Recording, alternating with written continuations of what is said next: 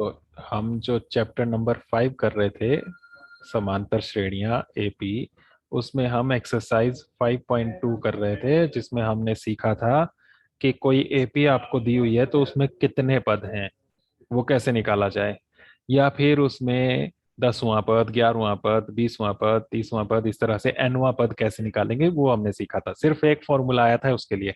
क्या फॉर्मूला था? A n बराबर A plus n minus 1 into D. A plus n minus one into d. इसको अच्छे से याद रख लो, इसी से होने हैं सारे क्वेश्चंस।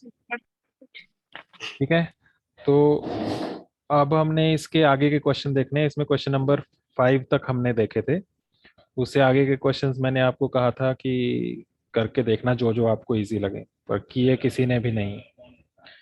तो ये तो अच्छी बात नहीं है, तुम्हें खुद ट्राई करने पड़ेंगे तभी सीखोगे।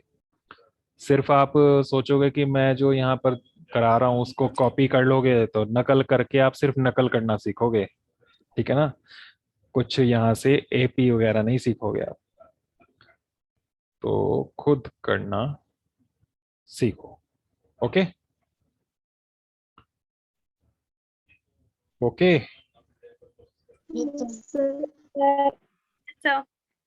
Yes sir. तो अब 6th क्वेश्चन देखते हैं। क्वेश्चन नंबर 6 है, इसमें एक एपी दी हुई है। एपी है आपके पास 11, 8, 5, 2 एंड सो ऑन, इस तरह से ये चल रही है। क्या इस एपी का एक पद -150 है? ये इसमें आएगा कि नहीं आएगा, वो जांच करनी है। इस एपी में आगे चल के कहीं -150 आएगा कि नहीं आएगा। आएगा तो कैसे पता चला, नहीं आएगा तो क्यों नहीं आएगा, वो बताना है आपको। ठीक है, ओके। तो इस तरीके से आप कह सकते हो कि ये आगे चलकर एक पद आना है, ये वाला, तो इसको हम nवां पद बोल सकते हैं ना। ठीक है, माना यस सर। इस एपी का nवां पद -150 है। nवां पद -150 है, ये मान लिया हमने। तो अब हमारे पास जो ये फॉर्मूला है, इसमें जो जो चीजें चाहिए वो देखना है। nवां पद आपको पता लग गया -150। ए कितना है वो देखो यहाँ पर, इस एपी में 11। फिर डी चाहिए आपको, 11 डी कितना है? 8 minus 11 is equal to minus तो 8 में से 11 घटाओगे आप, -3 आएगा। 5 में से 8 भी घटा सकते हो। तो अगले पद में से पिछला पद घटाते हुए जो भी आपके पास अंतर आता है, ये डी होता है सार्वंतर। अब आपको एक चीज नहीं पता, वो है एन, है ना? तो ये एन पता करेंगे, कितनवां पद ये -150 है। ठीक है, तो इस फॉर्मूला को यूज करेंगे। ए एन बराबर a plus n minus one into d. इसमें हर एक चीज यहाँ पर वैल्यू पुट करेंगे। ए एन, एनवा पद कितना है? minus 150 -150 is equal to a 11 plus n-1। ये n पता नहीं है तो n-1 ऐसे ही रहेगा, गुणा डी -3 से इसको मल्टीप्लाई करना है, इसको सॉल्व करना है, यहाँ से n पता करना है कितना होगा। किए थे ना ऐसे क्वेश्चन पहले भी। yes sir तो -3 से सबको मल्टीप्लाई होनी है, ये ब्रैकेट के अंदर जो है। तो -3 से n को भी करो और -3 से -1 को भी करो। minus 3n -3n और -3 से -1 को करेंगे तो plus 3 +3। ठीक है, अब n एक साइड रखना है आपने, तो n को लेफ्ट में ले आते हैं। देखो माइनस वाला है तो प्लस में आ जाएगा, या तो आप राइट में रखना चाहो तो राइट में भी रख सकते हो, जैसे हमने पहले किया था। तो ये प्लस का 3n हो गया। ठीक है, समझ गए ना? इसको मैं yes लेफ्ट sir में ले आया। और राइट में क्या क्या बचा? राइट हैंड साइड 150 पहले ये जो जो यहाँ बचे हुए हैं वो लिखो पहले। 11 और +3, plus 3 ये वाला और ये वाला, और ये वाला यहाँ से दूसरी साइड आ जाएगा, तो +150 आ गया। 3n इज इक्वल टू कितना बन गया ये?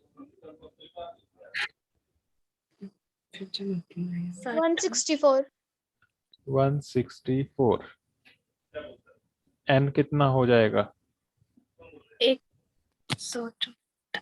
164/3. बताओ जल्दी से कितना बनेगा ये डिवाइड करके। डिवाइड करो जल्दी से, बताओ कितना आया। 5 1 सही 1 के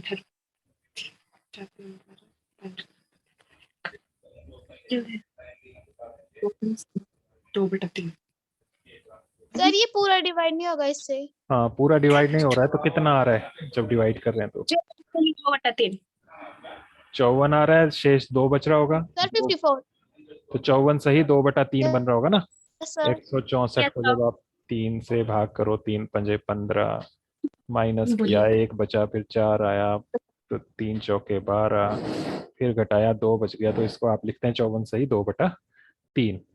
तो ये पूरा पूरा एक नंबर नहीं आया। हमें पता है n जो है ये एक प्राकृत संख्या होती है, ये प्राकृत संख्या नहीं आई। इसका 1 गिनती वाली संख्या होनी चाहिए ना, क्योंकि ये पहला पद है, इसके लिए n हुआ 1, फिर ये n 2 हुआ, यहाँ पर n हुआ 3। n मतलब है ये कितने पद हैं, पहला पद, दूसरा, तीसरा, चौथा, पांचवा, ऐसे गिनती चल रही है ना। कभी ऐसे तो नहीं आएगा कि 5.5वां पद, ऐसा तो नहीं बोलेंगे ना, 5वां होगा, छठा होगा फिर। तो ये पूरा पूरा n नहीं आया, इसका मतलब -150 नहीं हो सकता इसमें। क्लियर बात? ओके। सर तो n ये पूरी प्राकृत संख्या नहीं आई है, इसलिए इसके नीचे लिखेंगे, इसलिए -150 इस एपी का एक पद नहीं है।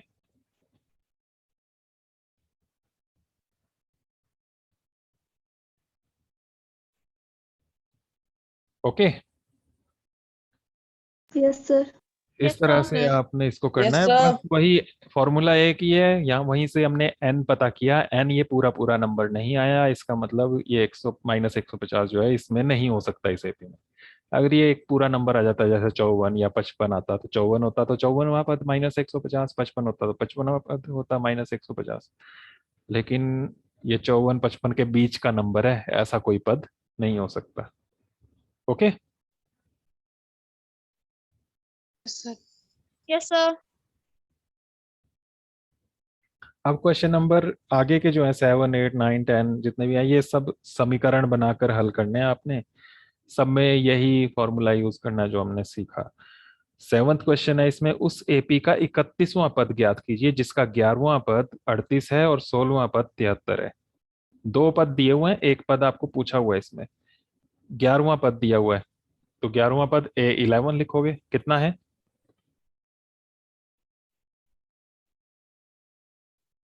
38. 38 है 11वां पद। और दूसरा आपको 16वां पद दिया हुआ है, A16 लिखोगे उसको।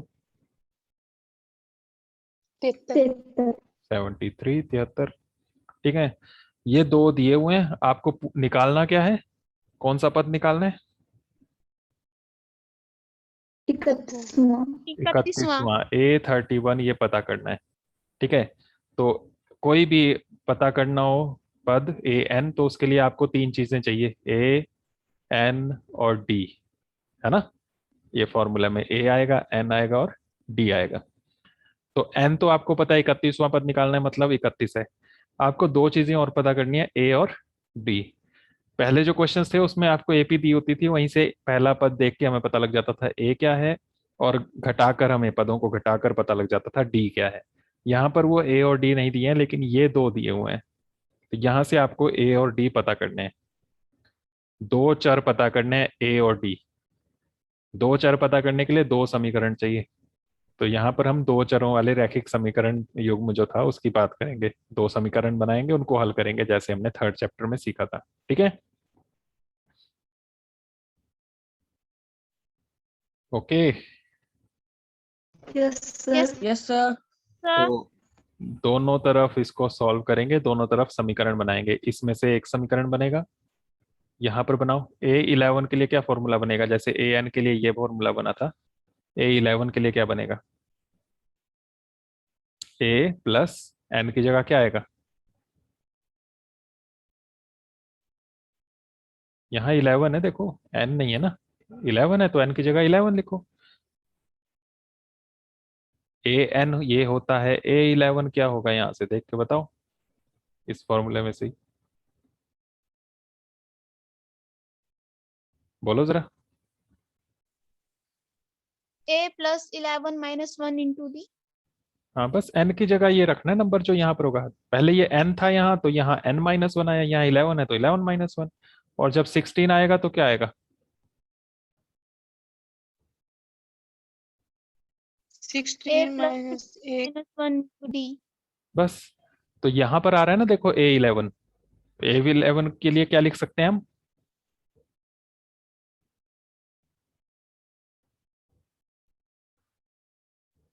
ये लिख सकते हैं कि नहीं? Yes, sir. a11 यही चीज है ना, a+11 - 1 इंटू डी, और इज इक्वल टू बराबर की दूसरी साइड क्या है इसमें? 38। ठीक है, D. तो Yes, sir. यहाँ पर क्या बन गया, ये 11-1 10. 10d Yes, is sir. Equal to 38, समीकरण नंबर 1। 38. ठीक है, इसी तरह से दूसरा इसको सॉल्व करो। a16 क्या बनेगा, यहाँ पर आपने ये लिखा है 10. A plus a+16 - 16 1 minus 1 into d, और into is D. Equal to 11. 73। यहाँ पर a प्लस क्या बन गया, 15D. 15d is equal to 73। ये समीकरण नंबर 2 हो गया। तो दो समीकरण बन गए, ए और डी है, इनमें से पता करना है ए कितना है, डी कितना है। विलोपन विधि का इस्तेमाल कर सकते हो, प्रतिस्थापन का इस्तेमाल कर सकते हो। तो देखो दोनों में ए दिख रहा है एक जैसा, दोनों को माइनस करेंगे तो ये कैंसिल हो जाएगा ना। Yes, sir. तो Yes, समीकरण sir. 1 और समीकरण 2 दोनों साथ साथ लिख देते हैं एक दूसरे के नीचे। a+10d इज इक्वल टू 38, ये फर्स्ट वाला, और a+15d इज इक्वल टू 73, ये सेकंड। First, second. वैसे यहाँ लिखने की जरूरत भी नहीं है, ये यहाँ पर भी लिख दिया शुरू में हमने। दोनों को घटाना है, घटाने पर ये प्लस का था माइनस बन जाएगा, ये प्लस का था माइनस बन जाएगा, ये प्लस का था माइनस बन जाएगा, ए से ए कैंसिल हो जाएगा। 10 - 15 कितना हुआ? Minus 5D. -5d। 38 - 73 कितना हुआ? 38 में से 73 घटाओ।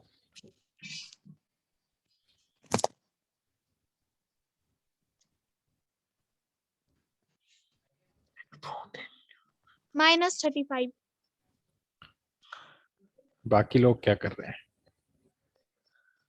माइनस तो आप ऐसे ही करोगे, साइन माइनस का लगाओगे बाद में, बस ऐसे ही करोगे ना। 13 में से 5 घटाए 8, यहाँ पर बचा 6, 6 में से 3 घटाए 3, तो 35 ही आएगा, लेकिन माइनस का आएगा क्योंकि माइनस वाला बड़ा है। माइनस से माइनस कैंसिल हो जाएगा, डी कितना आ जाएगा? 35 35 upon 5. अपॉन 5, 5 से कैंसिल हो 5. जाएगा ये।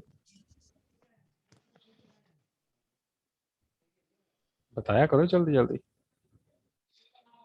D is equal to 7. D 7 आ गया। अब डी का मान किस समीकरण में रखें?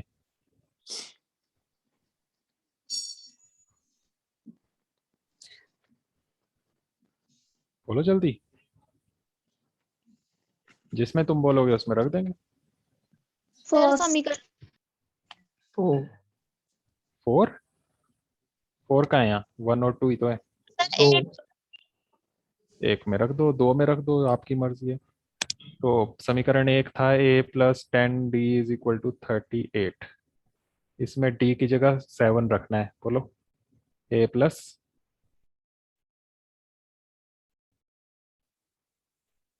10 multiplied by 7 गुणा में हो जाएगा, ये ध्यान रखना, और is equal to is equal 38। to 38. a is equal to, sorry पहले इसको प्लस कर लो, चलो मल्टीप्लाई कर लो, ये 10 × 7 70, 70.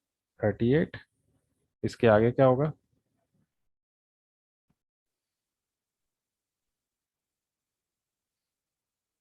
A is equal equal to 38 minus 70. कितना हो जाएगा 38 में से 70 घटा के?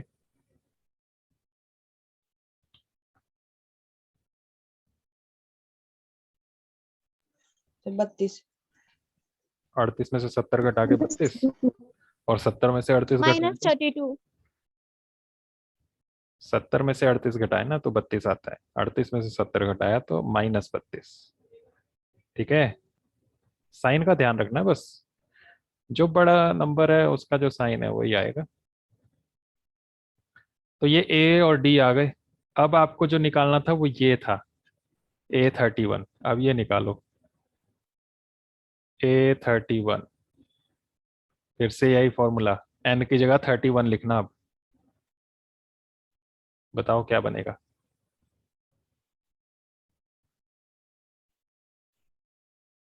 A plus 31 देखो। minus 31 1. 31 - 1 into D. ए कितना? minus 2. Minus 32. -32 ये निकाला है, प्लस 31 - 1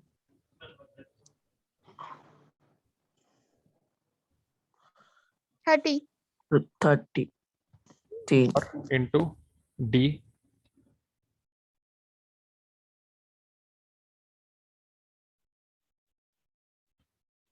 7. 7 करो, -32 प्लस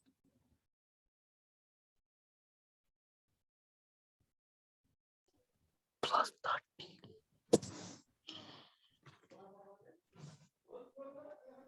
जल्दी बताओ कितना हुआ ये? 210. 210. अब 210 - 32।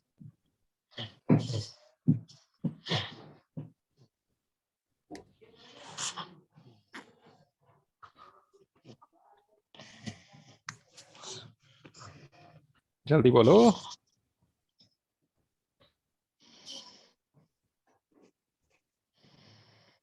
178. 178 ये आंसर हो गया। प्लस का ही आएगा, देख लो, है ना, प्लस वाला बड़ा था। तो 31वां पद इस तरह से निकाला आपने। 11वां पद दिया था, 16वां पद दिया था, दोनों से हमने समीकरण बनाया a + n - 1 इंटू डी है, ये फॉर्मूला यूज करके एक समीकरण ये बना, पर ये बना, दोनों समीकरणों को हल किया, वहां से डी 7 आ गया, ए आ गया -32 का यूज किया हमने, और A31 निकाला 31वां पद। इसमें ए और डी यही डाले आपने, -32 और 7, और 31 - 1 ये 30 आया, मल्टीप्लाई करके ये 32 माइनस किया, और आपका ये आ गया 178। ओके। Yes sir. तो इसी तरह के हैं आगे ज्यादातर क्वेश्चन। देखो क्वेश्चन नंबर 9 में भी ऐसा ही है, तीसरा और 9वां पद दिया हुआ है, 4 और -8। कौन सा पद शून्य होगा? n निकालना है इसमें आपको, nवां पद शून्य भी दिया हुआ है, वहां n निकालना है।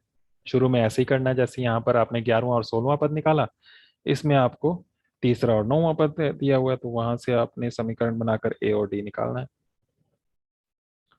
अगला भी ऐसे ही है, 17वां पद, 10वां पद, दो पदों की बात की हुई है वहाँ, और फिर सारवंतर निकालने के लिए कहा है। 11वां पहले वाले जैसा ही है, इसमें AP आपको पहले से दी हुई है, उसमें आपको बोल रहा है कौन सा पद उसके 54वें पद से 132 अधिक होगा। तो कुछ कुछ क्वेश्चंस जो इसमें से आप कर पाओ वो करना, कुछ पूछने होंगे तो पूछना, पूछोगे तो कराऊंगा इससे आगे, वरना नहीं कराऊंगा। खुद करोगे फिर नहीं लगेगा पता तो पूछोगे, नहीं करोगे तो पूछोगे भी नहीं, और नहीं पूछोगे तो मैं कराऊंगा भी नहीं। ठीक है? Yes, sir. Sir, 10th वाला. अभी नहीं, या करके देखना, आधा करके आधा ही सेंड करना चाहे मुझे आप। 17वां पद का फॉर्मूला लिख सकते हो, 10वां पद का फॉर्मूला लिख सकते हो। 17वां पद 10वें पद से 7 अधिक है, समीकरण बना सकते हो इससे। तो इतना जितना आप कर पाओ उतना करना, फिर उसके आगे पूछना। ठीक है?